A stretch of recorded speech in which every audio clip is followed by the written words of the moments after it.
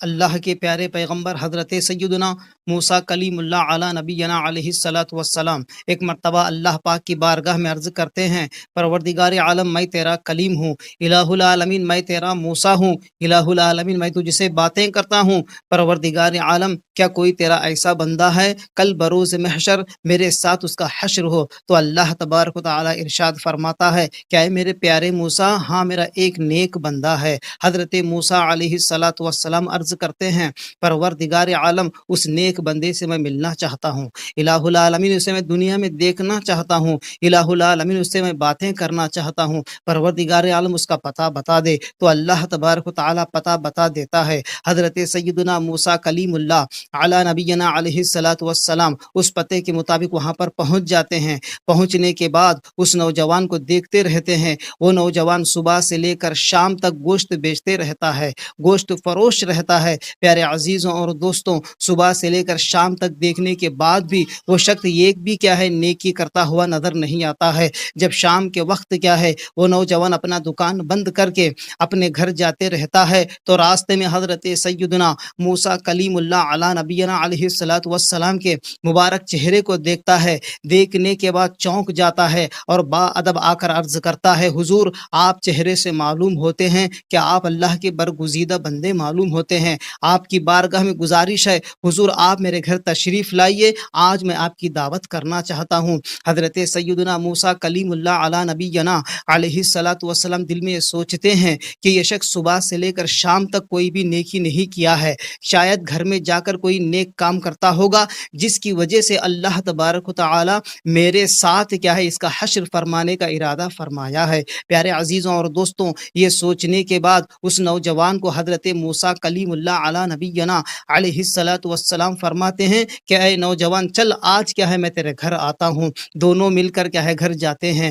گھر میں جانے کے بعد وہ نوجوان عرض کرتا ہے، اے اللہ کے پیارے بندے، کیا آپ اب کھانا کھائیں گے؟ کیا میرے ساتھ بعد میں مل کر کھائیں گے؟ حضرت موسیٰ کلیم اللہ اعلیٰ نبینا علیہ الصلاۃ والسلام فرماتے ہیں کہ اے نوجوان میں تیرے ساتھ کیا ہے مل کر بعد میں کھانا کھاتا ہوں۔ تو وہ شخص سے کیا ہے کام کاج میں لگ جاتا ہے۔ کام کاج ختم ہونے کے بعد گھر کا چولہے پر جاتا ہے۔ چولہے پر جانے کے بعد روٹیاں پکاتا ہے، شورما پکاتا ہے۔ پکانے کے بعد ایک پلیٹ میں لے کر اپنی ماں کے پاس جاتا ہے۔ جانے کے بعد ماں دیکھ کر بیٹے کو خوش ہو جاتی ہے اور شکر ادا کرتی ہے۔ پیارے عزیزوں اور دوستوں، اس کی ماں اتنی ضعیفہ رہتی ہے، اس کی ماں اتنی کمزور رہتی ہے، اس کی ماں اتنی بوڑھی رہتی ہے، نہ تو اسے بات کرنا آتا ہے، نہ تو اسے چلنا آتا ہے، نہ تو اسے اٹھنا بیٹھنا آتا ہے۔ وہ کوئی بھی کام نہیں کر سکتی تھی، صرف بستر پہ پڑی رہتی تھی۔ پیارے عزیزوں اور دوستوں، وہ نوجوان کیا کرتا ہے، روٹیوں کو توڑ کر شورمے میں ڈبا کر اپنے منہ میں چبا کر